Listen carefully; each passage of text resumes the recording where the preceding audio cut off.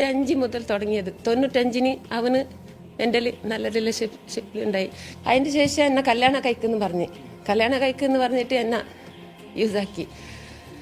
Last കല്യാണം കഴിച്ചില്ല. എൻ്റെ വീട്ടിൻ്റെവർക്കെല്ലാം എൻ്റെ ഫാമിലിക്കെല്ലാം അറിഞ്ഞിട്ട് എന്നെ കല്യാണം കഴിച്ചിട്ട് കൊടുത്തു. കല്യാണം കഴിഞ്ഞ ശേഷം എനിക്ക് അധികം ടോർച്ചർ ചെയ്യേണ്ടത്. നീ ഭർത്താവിനെ വിട്ടിട്ട് പറഞ്ഞോ സാർ. അവന് പിന്നെ കല്യാണം കഴിച്ചു. അവനക്ക് ഒരു കുട്ടിയായി. രണ്ടാമത്തെ പ്രസവിക്കാനാകുമ്പോൾ 8 മാസം പ്രഗ്നൻറ്റ്. ആ സമയത്ത് എന്നെ വിളിച്ചവന് നീ നിന്റെ ഭർത്താവിൻ്റെ കൂടെ വിട്ടിട്ട് നീ വരണോ. ഞാൻ എവിടെ കണ്ടെങ്കിൽ എൻ്റെ ബാക്കിൽ വരൂ, എനിക്ക് വേണ്ടാത്ത വാക്കിൽ ചീത്ത പറയൂ, ഇങ്ങനെ ചെയ്യൂ. ലാസ്റ്റ് എൻ്റെ ഭർത്താവിനെ അറിയില്ല. എൻ്റെ അമ്മവും ഞാൻ പറഞ്ഞില്ല. പറഞ്ഞെങ്കിൽ ഇവന് സ്കൂളിൻ്റെ ബാക്കിൽ ആൾ വെച്ചിട്ട് എൻ്റെ ഭർത്താവിനെ പേടിപ്പിച്ച്. ആ സമയത്ത് ഇവന് ജബ്ബാർ മർഡർ കേസിൽ ഉള്ളിലായി. അതിൻ്റെ ശേഷം ഞാൻ നെമ്മതിൽ ജീവിച്ച് കുറച്ച് ദിവസം സമാധാനത്തിൽ ജീവിച്ച്.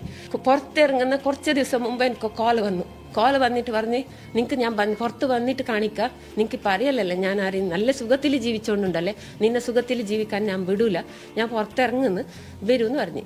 ലാസ്റ്റ് കുറെ പെണ്ണ് പിള്ളേർ പ്യൂസിന്റെ അപ്പോൾ പറയും ഇവിടെ പ്യൂസിന്റെ എത്രയോ പിള്ളേർ കിട്ടും, ഇത് നോക്കൂ പ്യൂസിന്റെ പിള്ളേരെല്ലാം ഇങ്ങനെയെല്ലാം ചെയ്യുന്നുണ്ട്.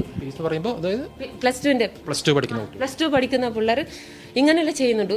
അപ്പൊ നിനക്ക് എന്റെ കൂടെ വരാൻ എന്ത് ബുദ്ധിമുട്ട്? പ്ലസ് ടു പഠിക്കുന്ന കുട്ടി ഇയാൾക്കൊപ്പമുള്ളതാണോ അതോ? അവരെ വീഡിയോ എല്ലാം കാണിച്ചു എനിക്ക്. പിന്നെ കുറെ ടീച്ചർക്കെല്ലാം പണിയാക്കി തന്നിന്, അവരെല്ലാം എന്റെ കൂടെ ഉണ്ട്. ജോലി നടത്തുന്നതിന് പകരമായിട്ട് ലൈംഗിക അതിക്രമം നടത്തുന്നു. അതെ ടോട്ടലായിട്ട് അവനൊരു സൈക്കോ. തെളിവുകൾ ഉൾപ്പെടെ എന്തെങ്കിലും നിങ്ങളുടെ കയ്യിലുണ്ടോ? എല്ലാം ഉണ്ടായി സാർ. ഞാൻ എല്ലാ DGP അയച്ചു കൊടുത്തു. ഇപ്പം ഞാൻ കുമ്പളെ പോയിക്കൊണ്ടുണ്ടായി ലോൺ അടക്കാൻ. പോയിക്കൊണ്ടുണ്ടപ്പോൾ 2 ആൾ വന്നു സ്കൂട്ടി ബൈക്കിൽ വന്നിട്ട് കൈ പിടിച്ച്. സുധാകര മാസ്റ്റർ പറഞ്ഞ പോലെ കേട്ടിട്ട് നീ ഇരുന്നെങ്കിൽ ഞങ്ങൾ വിടും, ഇല്ലെങ്കിൽ നിന്റെ ഭർത്താവിനെ നിന്റെ മക്കളെ നിന്നെ എല്ലാവരും കൊലപ്പെടും. എനിക്ക് ജീവിക്കാൻ ധൈര്യം ഇല്ല സാർ. പറഞ്ഞെങ്കിൽ അയാൾ എന്തെങ്കിലും ചെയ്യൂ, അതിൻ്റെ മുമ്പ് ഞാൻ തന്നെ എന്തെങ്കിലും ചെയ്യണം. എന്തെങ്കിലും പറഞ്ഞെങ്കിൽ ഞാൻ സ്വർണം കെട്ടത് ആരപ്പ? സഖാക്കളാണ് അയ്യപ്പ. ജനങ്ങളെ തമ്മിൽ തല്ലിക്കാൻ ശ്രമിക്കുന്നതാണ് ആരാണ്? അതും സഖാക്കളാണ്. ഇതിനൊക്കെ അപ്പുറത്തേക്ക് ഇപ്പൊ നിങ്ങൾ കേട്ടത് കാസർഗോഡ് സ്വദേശിയായിട്ടുള്ള ഒരു യുവതിയുടെ മനമുരുകിക്കൊണ്ടുള്ള വാക്കുകളാ. പ്രതി ആരാണ്? പ്രതി സഖാവാണ്.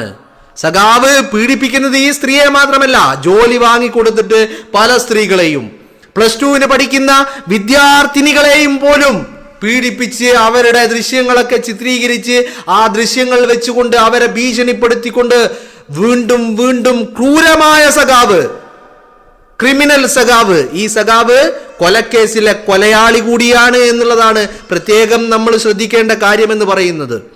ഇപ്പോ എന്താണ് CPM ഒരു തീരുമാനമെടുത്തിരിക്കുന്നത്? പാർട്ടിയിൽ നിന്ന് സസ്പെൻഷൻ. എന്നിട്ടോ അന്വേഷണത്തിന് 3 അംഗ സമിതി. ആരൊക്കെയാ അന്വേഷിക്കുന്നത്? AK ബാലനും PK ശ്രീമതിയും പിന്നെ P ശശിയും. ഇനി എന്താ സംഭവിക്കാൻ പോകുന്നത്? ഇനി 1-2 മാസം കഴിയുമ്പോൾ ഒരു റിപ്പോർട്ട് പുറത്തു വരും, തീവ്രത കുറവാണ് എന്ന് പറഞ്ഞുകൊണ്ട്. ഇതേ കൂട്ടരാണ് രാഹുൽ മാങ്കൂട്ടത്തിനെ വെട്ടിക്കീറിയത്, കൊത്തി തിന്നത്, പച്ചയിറച്ചി വെട്ടി തിന്നത് എന്നുള്ളതാണ്. ഇതേ കൂട്ടര്, ഇതേ സഖാക്കള് അയ്യന്റെ പൊന്നുകെട്ടും ജനങ്ങളെ കൊള്ളയടിച്ചും ജനങ്ങളെ തമ്മിലടിപ്പിച്ചും RSSന്റെ കാല് നക്കി കൊടുത്തും ഒക്കെ ജീവിച്ചു കൊണ്ടിരിക്കുമ്പോ എന്നിട്ടും മതിയാവാഞ്ഞിട്ട് രാഹുലിനെ പച്ചക്ക് കൊത്തിക്കീറി ഇവർ. എത്രമാത്രം ഗുരുതരമായ കാര്യമാണ് ആ സ്ത്രീ പറയുന്നത് നിങ്ങളൊന്ന് ആലോചിച്ച് നോക്കൂ. സുധാകരൻ മാസ്റ്ററാണ് പോലും, സ്കൂളിലെ അധ്യാപകനാണത്രേ. അധ്യാപകൻ ചെയ്യുന്നത് എന്താ? സ്കൂളിൽ ജോലി വാങ്ങിക്കൊടുക്കുക, എന്നിട്ട് ആ ജോലി വാങ്ങിക്കൊടുത്തു എന്നുള്ള ഒരു ഇൻഫ്ലുവൻസ് വെച്ചിട്ട് ആ ടീച്ചർമാരെ ദുരുപയോഗം ചെയ്യുക. ഇതിപ്പോൾ പലരും തുറന്നു പറയുന്നില്ലെന്ന് മാത്രമേ ഉള്ളൂ. അതിനപ്പുറം പ്ലസ് ടുവിന് പഠിക്കുന്ന വിദ്യാർത്ഥിനികളെ ലൈംഗിക ചൂഷണം നടത്തിയിരിക്കുന്നു ഈ സുധാകരൻ മാസ്റ്റർ എന്ന് പറയുന്ന സഖാവ്. സഖാക്കൾക്ക് എന്താണ് ഇതിന് മറുപടി പറയാനുള്ളത്? സസ്പെൻഷനും 3 അംഗ സമിതിയുടെ അന്വേഷണവും മാത്രം മതിയോ? ഇവനിക്ക് കൊലക്കയർ വേണ്ടേ? എന്താണ് നിങ്ങളുടെ നീതി? പാർട്ടി അന്വേഷിച്ച് തീർക്കാനാണോ നിങ്ങളുടെ ഏർപ്പാട്? ഈ രാജ്യത്ത് ഒരു നിയമ സംവിധാനമില്ലേ? ആ സംവിധാനത്തിന് വിട്ടുകൊടുക്കാതെ ഈ നേതാവിനെയും സംരക്ഷിച്ചു പിടിക്കാനാണോ നിങ്ങൾ തീരുമാനിച്ചിരിക്കുന്നത്? അതിൻ്റെ പേരിലാണോ നിങ്ങൾ പി ശശിയെ കാര്യം ഏൽപ്പിച്ചിരിക്കുന്നത്? അതിൻ്റെ പേരിലാണോ പി.കെ. ശ്രീമതിയെയും നാളെ എന്ന് പറഞ്ഞ് BJP-യിലേക്ക് ചാടാൻ നിൽക്കുന്ന AK ബാലനെയും ഈ കാര്യം ഏൽപ്പിച്ചിരിക്കുന്നത്? നിങ്ങൾ എവിടേക്കാണ് പോകുന്നത്? എന്താണ് നിങ്ങളുടെ സ്ത്രീ സുരക്ഷ? എന്താണ് നിങ്ങളുടെ നിലപാട് എന്നുള്ളത് മനസ്സിലാവുന്നില്ല. ഇവനെ പിടിച്ചിട്ട് എന്താ നിങ്ങൾ ചെയ്യേണ്ടത്? ഇവനെ കുത്തിന് പിടിച്ച് തൂക്കിയെടുത്തിട്ട് ഇവനെ പോലീസിന് മുന്നിൽ, നിയമത്തിന് മുന്നിൽ കൊണ്ടുപോയി നിർത്തുകയല്ലേ വേണ്ടത്? അതിന് പകരം നിങ്ങൾ ഇവനെ സസ്പെൻഷൻ ചെയ്തുകൊണ്ട് നിങ്ങൾ അന്വേഷിച്ചാൽ തീരാവുന്നതേ ഉള്ളൂ. നിങ്ങൾ എന്തിനാ അന്വേഷിക്കുന്നത്? പാർട്ടി എന്തിനാണ് അന്വേഷിക്കുന്നത്? പാർട്ടി എന്താ ഇവിടെ? പാർട്ടിക്ക് ഇവിടുത്തെ നിയമ സംവിധാനത്തിൽ എന്ത് പങ്കാണ് ഈ പാർട്ടിക്കുള്ളത്? ഈ രാജ്യത്തിനൊരു നിയമ സംവിധാനമുണ്ടല്ലോ. അതിന് CPM-ന് എന്തെങ്കിലും ഒരു ഭാഗമോ അവർക്കുണ്ടോ? അവരുടെ എന്തെങ്കിലും ഒരു പങ്ക് ഈ രാജ്യത്തിലുള്ള നിയമ സംവിധാനത്തിൽ CPM-നുണ്ടോ? ഇല്ല. പിന്നെ എങ്ങനെയാണ് പാർട്ടി അന്വേഷിക്കുന്നത്? പാർട്ടി അന്വേഷിച്ചിട്ട് അവസാനം തീവ്രത കുളവാണ് കയറിയത് 2 ഇഞ്ച് പുറത്തായിരുന്നു, അകത്ത് വിട്ട തുള്ളികളുടെ എണ്ണം അതിനേക്കാൾ കൂടുതൽ പുറത്താണ് പോയത് എന്ന് പറയാൻ വേണ്ടിയിട്ടാണോ നിങ്ങൾ അന്വേഷണം നടത്തുന്നത്?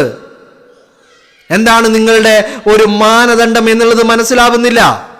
ഈ മാനദണ്ഡം നിങ്ങൾക്ക് രാഹുൽ മാങ്കൂട്ടത്തിന്റെ കാര്യത്തിൽ ഉണ്ടായില്ലല്ലോ. നിങ്ങൾ രാഹുലിനെ കൊത്തിക്കീറാൻ നിങ്ങൾ ഇറങ്ങി പുറപ്പെടുകയായിരുന്നല്ലോ. കോടതി പോലും പറഞ്ഞല്ലോ രാഹുൽ വിഷയത്തിൽ. തിരുവനന്തപുരം സെഷൻസ് കോടതി എന്താ പറഞ്ഞത്? കോടതി പറഞ്ഞില്ലേ, ഈ ബലാത്സംഗം, പീഡനം എന്ന് പറയുന്ന പരാതി അല്ലെങ്കിൽ ആ ആരോപണം നിലനിൽക്കുവാനുള്ള മെറ്റീരിയൽ എവിഡൻസുകളില്ല, ഇത് രണ്ടുപേരുടെയും സമ്മതപ്രകാരം നടന്നതാണ് എന്ന് ജാമ്യം നിഷേധിച്ചുകൊണ്ട് പോലും കോടതി നിരീക്ഷിച്ചില്ലേ? അപ്പോ ആ തീവ്രത എങ്ങനെയാണ് നിങ്ങൾ അളക്കുന്നത്? എന്ത് മാനദണ്ഡത്തിലാണ് ആ തീവ്രത നിങ്ങൾ അളക്കുന്നത്? ഈ സുധാകരൻ മാസ്റ്റർ എന്ന് പറയുന്ന ഈ ക്രിമിനൽ സഖാവിനെതിരെ എന്ത് നടപടിയാണ് പാർട്ടി എടുക്കാൻ പോകുന്നത്? ഒരു സസ്പെൻഷൻ എന്ന് പറയുന്നത് പാർട്ടിയാണോ? നിങ്ങൾക്ക് ചുണയുണ്ടെങ്കിൽ അവനെ തൂക്കിയെടുത്ത് നിയമ സംവിധാനത്തിൽ മുന്നിൽ കൊണ്ടുപോയി നിർത്തുകയല്ലേ വേണ്ടത്? അതല്ലേ സ്ത്രീ സംരക്ഷണം എന്ന് പറയുന്നത്? നിങ്ങൾ ഈ കേസിനെയും അട്ടിമറിക്കാൻ പോവുകയാണ് എന്നുള്ളത് നിങ്ങൾ 3 അംഗ അന്വേഷണ സംഘത്തെ നിയോഗിച്ച് AK ബാലനെയും PK ശ്രീമതിയെയും P ശശിയെയും ഏൽപ്പിച്ചപ്പോൾ തന്നെ കാര്യം വ്യക്തമാണ്, ഇതിന്റെ ചിത്രം വ്യക്തമാണ് എന്നുള്ളതാ. ആരാ P ശശി? മുഖ്യമന്ത്രിയുടെ പൊളിറ്റിക്കൽ സെക്രട്ടറി ആയിട്ട് മുഖ്യമന്ത്രിയുടെ ഓഫീസിൽ നിൽക്കുന്ന P ശശി ആരാണ്? എത്ര പീഡന കേസിലെ പ്രതിയാണ്? ആരെയൊക്കെയാണ് ശശി പീഡിപ്പിച്ചിട്ടുള്ളത്? ആ ശശിയുടെ തീവ്രതയും അളന്നത് ഇതേ AK ബാലനും ഈ ശ്രീമതിയുമല്ലേ? എന്നിട്ട് ഇപ്പോ അതേ കൂട്ടരെ തന്നെ വെച്ച് ഒരു അന്വേഷണം നടത്തിയിട്ട് ഈ പറയുന്ന ക്രിമിനൽ സഖാവിനെ ന്യായീകരിച്ച് വൈറ്റ് വാഷ് ചെയ്ത് മുന്നിൽ കൊണ്ടുവന്ന് നിർത്താനാണോ നിങ്ങളുടെ അന്വേഷണ സമിതി? ഇതാണോ നിങ്ങൾ സ്ത്രീകൾക്ക് നൽകുന്ന സുരക്ഷ അല്ലെങ്കിൽ അവർക്ക് നൽകുന്ന വാല്യൂ എന്ന് പറയുന്നത്? ഇതാണോ ധാർമ്മികത?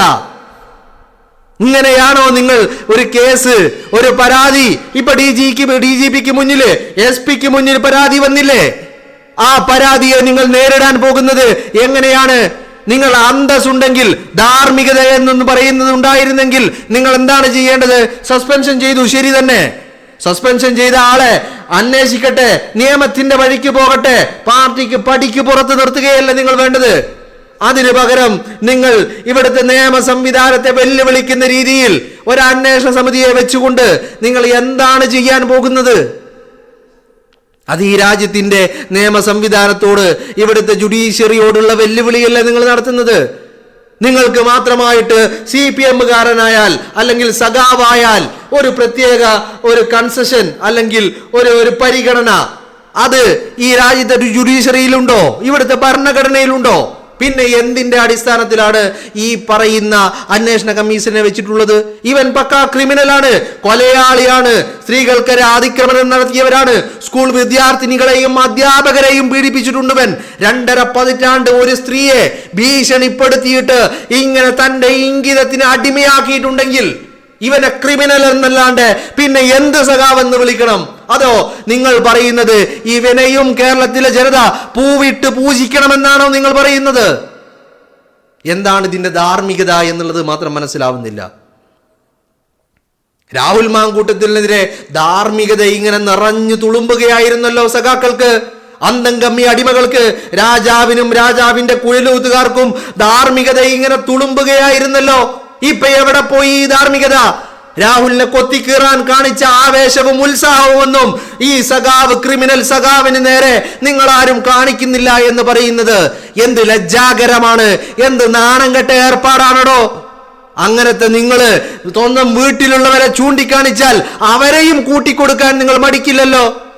ഇത്രയും വൃത്തികെട്ടവന്മാരായിട്ട് കേരളത്തിലെ സഖാക്കൾ അധപ്പതിച്ചിട്ടുണ്ടെങ്കിൽ അതിനുത്തരവാദി പിണറായി വിജയനും പിണറായി വിജയന്റെ ശിങ്കിടികളുമാണ് എന്നുള്ളതാണ്. കാരണം എന്താ? രാജാവ് കാണിക്കുന്നത് തമ്മാടിത്തരം. അപ്പോൾ അടിമകൾ എന്താ കരുതുന്നത്? രാജാവിനേക്കാളും വലിയ തമ്മാടിത്തരം നമുക്ക് ചെയ്യാം. കാരണം എന്താ? പ്രൈവറ്റ് സെക്രട്ടറി ആരാ? പൊളിറ്റിക്കൽ സെക്രട്ടറി ആരാ? പി ശശിയാണ്. പി ശശി ആരാ? ഒന്നാം തരം നമ്പർ 1 ഫ്രോഡാണ് അവൻ, ക്രിമിനലാണ്. ആ ക്രിമിനലിനെ മുഖ്യമന്ത്രിയുടെ ഓഫീസിൽ കൊണ്ടുപോയി പൂവിട്ട് പൂജിച്ചുകൊണ്ട് സംരക്ഷിച്ചു പിടിക്കുന്നത് രാജാവാണ്. ഇത് കണ്ടാൽ ഇതിൽ നിന്ന് എന്താണ് സന്ദേശം? സന്ദേശം അടിമകൾക്കും ഇതുപോലെ ആവാം, വേണ്ടുവോളം ആവാം എന്നാണ്. സ്ത്രീകളെ ആക്രമിച്ച് കീഴ്പ്പെടുത്താം, അടിമയാക്കി വെക്കാം, ലൈംഗിക അടിമയാക്കി ദുരുപയോഗം ചെയ്യാം എന്നാണ് രാജാവ് തൻ്റെ പ്രജകളോട്, തൻ്റെ അടിമകളോട് പറഞ്ഞുകൊണ്ടിരിക്കുന്നത്. അപ്പോ ഇതുപോലെയുള്ള 10,000 സുധാകരൻ മാസ്റ്റർമാർ, ക്രിമിനൽ സഖാക്കൾ കേരളത്തിന്റെ അങ്ങോളം ഇങ്ങോളം ഉണ്ടാകുമെന്നുള്ള കാര്യത്തിൽ ഒരു തർക്കവും വേണ്ട, അല്ലേ?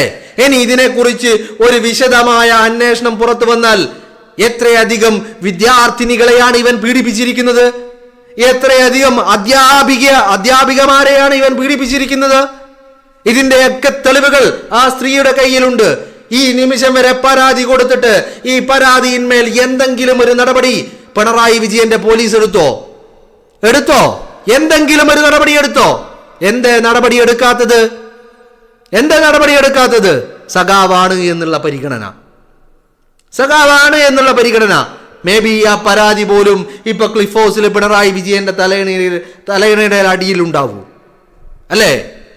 അങ്ങനെയല്ലേ ഇവര് സംരക്ഷിച്ചു പിടിക്കുന്നത്. ഇനി എന്താണ് വരാൻ പോകുന്നത്? DGPക്കും SP-ക്കും നൽകിയ പരാതി പിണറായി വിജയൻ മുക്കും.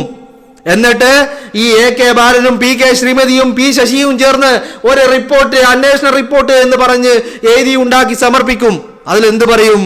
സഖാവിന്റെ കുണ്ണക്ക് നീളം കുറവായിരുന്നു എന്ന് പറയും, തീവ്രത കുറവായിരുന്നു എന്ന് പറയും. അപ്പോ പരാതി കൊടുത്ത സ്ത്രീകളും ഈ ആക്രമണം നേരിട്ട സ്ത്രീകളുമൊക്കെ ആരായി? അവരൊക്കെ ശശിയായി എന്ന് വേണം നമ്മൾ പറയാൻ.